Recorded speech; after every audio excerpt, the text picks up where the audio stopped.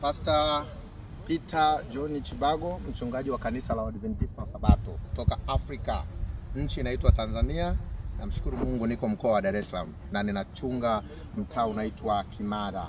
Nipo Marekani ambayo ili neno state wenzetu huko ni kama nchi. Niko kwenye state inaitwa Michigan na nimepata bahati ya kutembelea chuo chetu kikuu cha Waadventista wa Sabato, Andrews University. Haya mazingira unayoyaona nyuma yangu, jinsi yalipojipangilia, ni maeneo ya chuo. Kwa kweli ni chuo kizuri sana na kinavutia.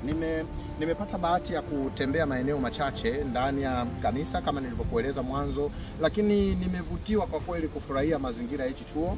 Kwa hiyo niwakaribishe sasa mnaotufuatilia kwa kupitia TV yetu ya online inaitwa Mungu Kwanza Online TV. Tutakuwa na documentary nzuri kuelezea chuo chetu hichi cha University of Andrews University kilichopo Amerika, lakini usikose pia kuangalia channel yetu ya petertalk.tz na yenyewe pia nitakupatia picha mambo machache. Kwa hiyo kwa kupitia hizo channel zetu mbili tutajifunza na wewe mambo mengi kutoka hapa Andrews University. Na lengo letu kubwa la kujifunza na wewe, cha kwanza kuonyesha thamani ya vyetu vilivyo, lakini cha pili kukuhamasisha upate nafasi ya kujifunza. Hapa huji tu kusoma, lakini kuna historia nyingi sana ya kujifunza kuhusiana na kanisa letu.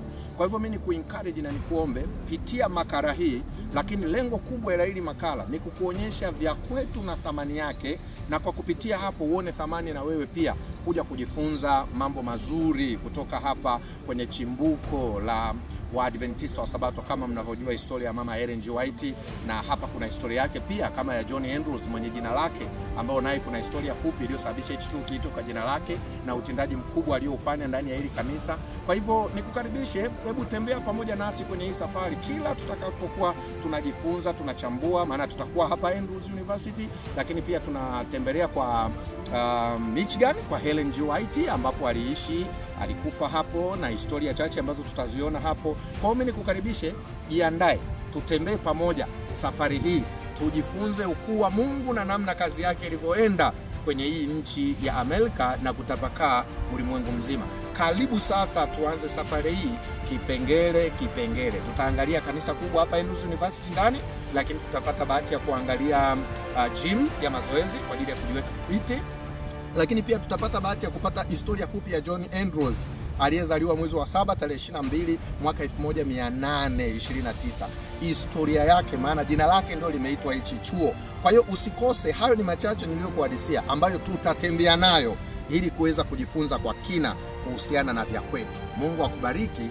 Nikukaribishe sasa kwa kupitia chaneli zetu, na usiache kusubscribe Mungu Kwanza Online TV, Peter Talk Online TV. Tafadhali usiache kusubscribe, maana huu ni mwanzo yako mengi tunayotamani kushare na wewe.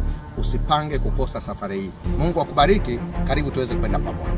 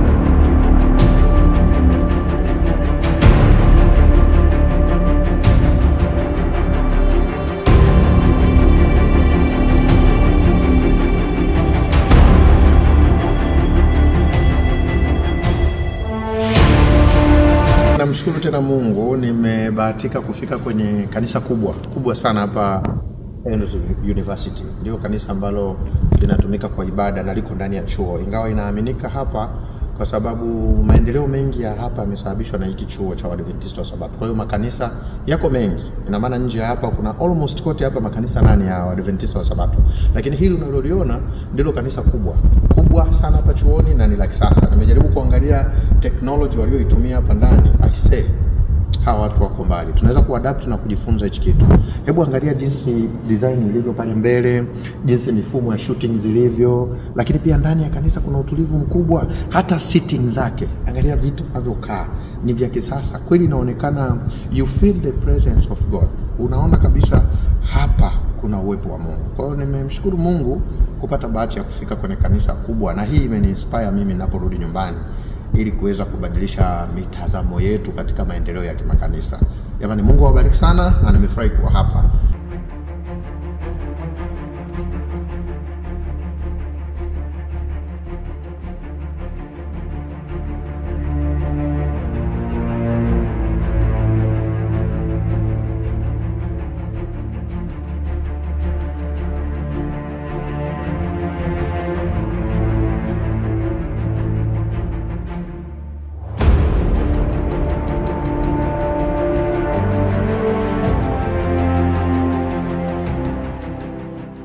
Mwanzoni nilikuonyesha hapo juu kanisa la watu wazima, lakini pia nimepata bahati kutembea chini. Yaani hii kanisa lina underground na lina juu. Sasa hapa chini unapopaona kuna umbali kidogo mkubwa mpaka kule mwisho, na hizi space unazoziona ziko wazi, ni madarasa. Yaani huku wenzetu, huku chini ni idara ya watoto. Kwa hiyo idara ya watoto unakuta wana miaka yao kulingana na darasa wanalotakiwa hawe.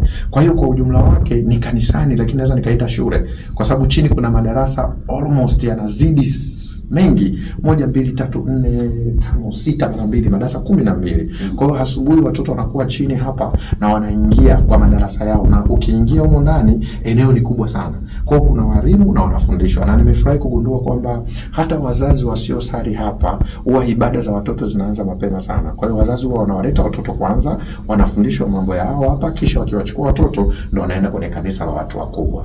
This is so wonderful. Mimi binafsi nimeipenda, na kama tutaiadapt pia inaweza ikasaidia. I say sijilaumu kufika hapa. Mungu akubariki unaposhare nami mambo machache kutoka hapa Andrews Church.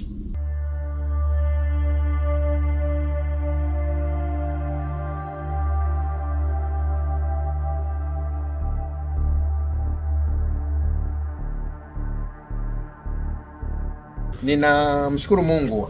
Kama unavyoona niko nje ya kanisa kubwa sana la chuo kikuu cha Waadventista wa Sabato, Andrews University.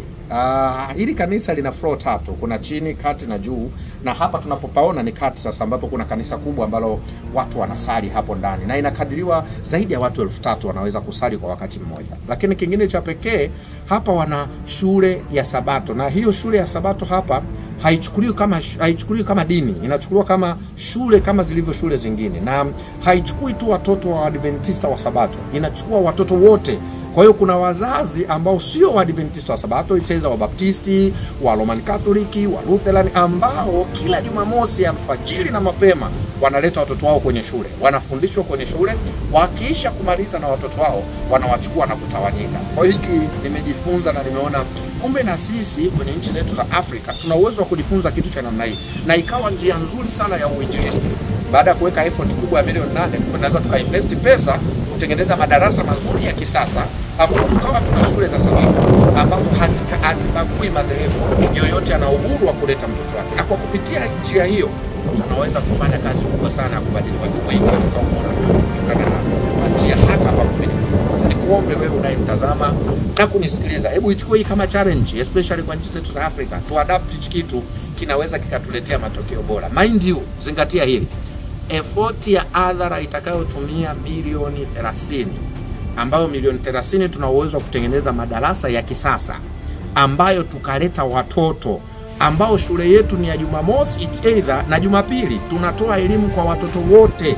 Hii itakuwa na maana kubwa. Ndani ya miaka 10-15 ijayo, mtoto tunayemfundisha sasa katika umri mdogo, tutakuwa tumewekeza hazina kubwa ya kuwa mbaraka kwa kanisa siku zijazo mbeleni. Asante, chukua hiyo. Naamini itatusaidia na itatufikisha mbali. Mungu akubariki sana.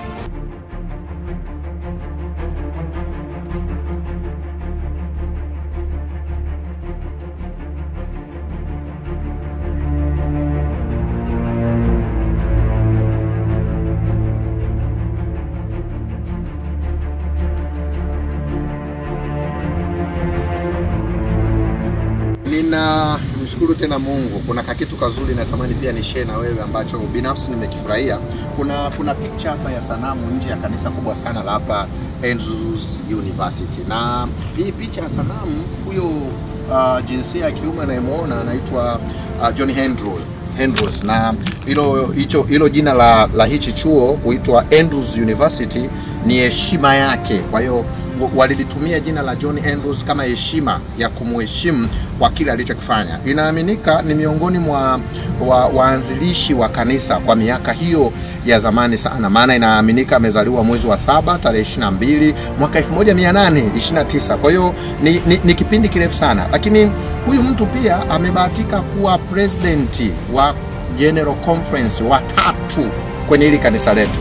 Lakini pia historia yake nyingine ya pekee, huyu rafiki ndiye ambaye naye amefanya mafundisho kuhusu Sabato, kuielezea kwenye doctrine yetu, amechangia kuichambua kwa undani sana kuhusu Sabato. Lakini kama haitoshi pia amefundisha sana, kutupa fundisho ndani ya kanuni yetu ya kanisa na mafundisho tulionayo kuhusiana na tithe ya zaka na sadaka. Ni miongoni mwa wa kwanza kulizungumzia hilo fundisho. Nimefurahi kugundua pia huyu pia aliyetoa fundisho la wafu wanakwenda wapi. Lakini habari nzuri zaidi niliyoipenda kuhusu yeye, ambayo binafsi imenigusa, ndio mmishonari wa kwanza kufanya utume nje na bara la Amerika ya Kaskazini, na alianzia Switzerland na kuzunguka maeneo mengine mengi. Kwa heshima ya hayo aliyoyafanya, ndio sababu hichi chuo kinaitwa Andrews. Na hiyo jina Andrews halikutokea from nowhere, limetokana na historia ya urafiki ambao aliligusa kanisa letu. Hebu ni kuchallenge, unafikiri wewe sipo kuwepo, tuna historia gani kuhusu wewe? Kwenye maisha yako umeplani kuacha alama gani? Tazama leo hii ni miaka mingi sana tangu huyu rafiki amekufa. Inaaminika amekufa mwaka 1883. Ni miaka mingi sana tangu alale mauti. Lakini leo hii mwaka 2024 mimi nimesimama hapa kuizungumzia story yake na alama alizoweka kwa kanisa letu. Hebu ni kuchallenge, wewe unafikiri una nini ambacho watu watakizungumza kuhusu maisha yako ya sasa unayoishi?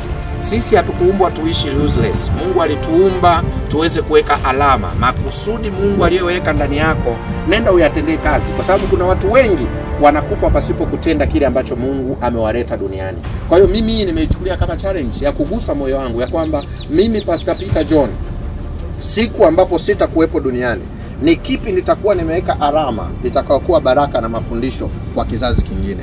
Na kuomba rafiki yangu, usiishi bure. Hakikisha unagusa maisha ya watu, hakikisha unafanya vitu special vitakavyoacha alama itakaofanya wengine kujifunza kutoka kwako. Na ndilo kusudi la sisi kuumbwa duniani. Mungu akubariki unapotafakari hayo machache. Asante kunisikiliza. Alamsiki. Mungu akubariki.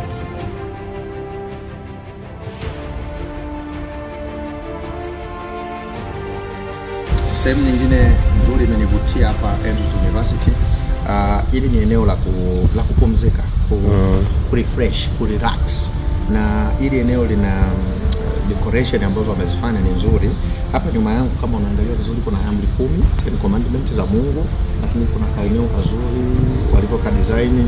Lakini pia ukienda ni kuonyeshe tu rafiki yangu, kwa mbele huko wameweka msalaba mkubwa, na najua unaelewa maana ya msalaba, ni ukombozi wetu.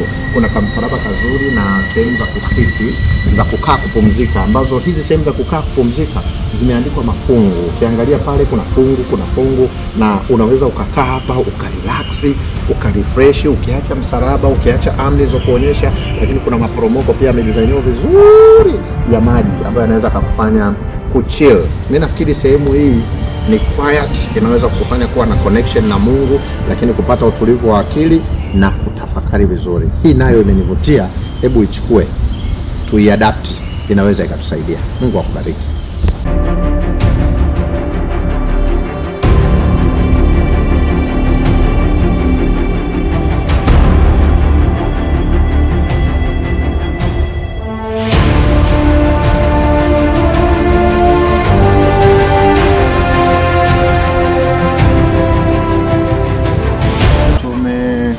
Tena kama nilivyokuambia mwanzo, tutakuwa na tour kwa kupitia TV zetu mbili, ambazo ukituangalia utaona safari nzima ya chuo kikuu cha Andrews University kwa kupitia Mungu Kwanza YouTube channel yetu, lakini pia Peter Talk TZ YouTube channel yetu. Na kama nilipokuambia tutakuwa na ziara fupi ya kutembea, na sasa kwa bahati nzuri tumefika tena sehemu nzuri. Hapa ndipo mahali ambapo wachungaji wanasomea Masters of Divinity. Tumepata bahati ya kuingia ndani kuona namna ambavyo kozi zilivyo, lakini nimefurahi kugundua pia hapa ndani kuna ofisi za makao makuu za Nabii North America Division. Nimepata bahati ya kutembelea, nafikiri utaona hapo mbele. Na eneo zuri la hapa tulilojifunza, nimefurahi kuona kwenye mafundisho yao pia, kwa sababu unajifunza habari za Biblia, huwa kuna tour ya kutembelea nchi za Biblia. I mean Egypt, Israeli, Jordan. Haya ni maeneo ambayo lazima utembelee, na yale makanisa 7 ambao kuna fomu unapokuwa mwanafunzi unazijaza, unazitembelea. Hiki ni chuo kikubwa lakini kinatoa elimu bora. Mimi nikukaribishe wewe ambao unatamani kujifunza Masters of Divinity, karibu kujiunga na chuo cha University of Andrews University. Naamini utabarikiwa kuwa hapa. Ukiacha tu kwamba utajifunza masomo, lakini utapata exposure na kuona vitu tofauti ukilinganisha na sehemu tunazozitoka. Vitakusaidia kuwa mtu wa tofauti na kuongeza thamani yako. Sisemi kwamba thamani zetu zinaongezwaje, kwa sababu Mungu alishaziweka ndani, lakini unapoongeza knowledge unaongeza value. Hauwezi kuwa kama ulivyokuwa mwanzo. Mungu akubariki unapofikiria na wewe kujiunga na chuo chetu hichi. Asante na Mungu akubariki sana.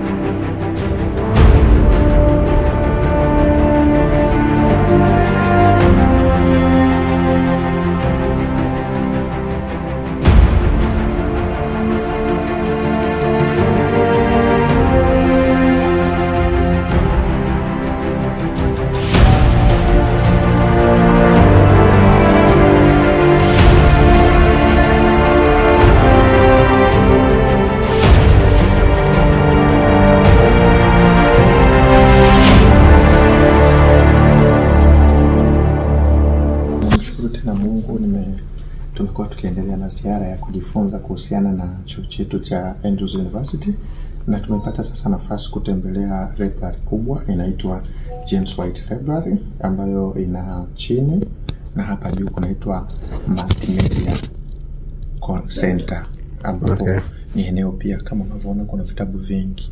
Ambacho nataka tunishauri kwa watu ambao tuna uelewa wa Biblia peke yake, na sio vibaya, ndio msingi wetu mkubwa, lakini tuna nafasi kubwa ya kujifunza mambo ya Mungu. Nimekuta hapa kuna vitabu vingi.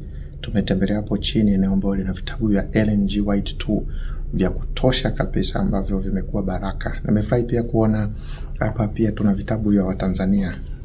Christopher Mwashinga, tumebahatika kuona vitabu vyake vingi sana hapo chini ambavyo vinatumika kusomwa na vimewekwa kwenye sehemu ambazo wanafunzi wanasoma. Lakini kama itoshi, nimefurahi kuona dissertation ya Mzee Muhando, lakini pia ya mzee wetu Makim. It has a blessing to me. Kwa hiyo nichukue tu nafasi kushukuru na kushare na wewe. Bado kwenye Andrews University tuna eneo kubwa la kujidai na kujifunza kuhusiana na mambo ya Mungu. Tuendelee kufuatilia documentary hii kwa kupitia YouTube yetu ya Mungu Kwanza Online TV, bila kusahau na YouTube yetu ya Peter Talk TC. Mungu akubariki unaposhiriki nasi baraka. Asante sana.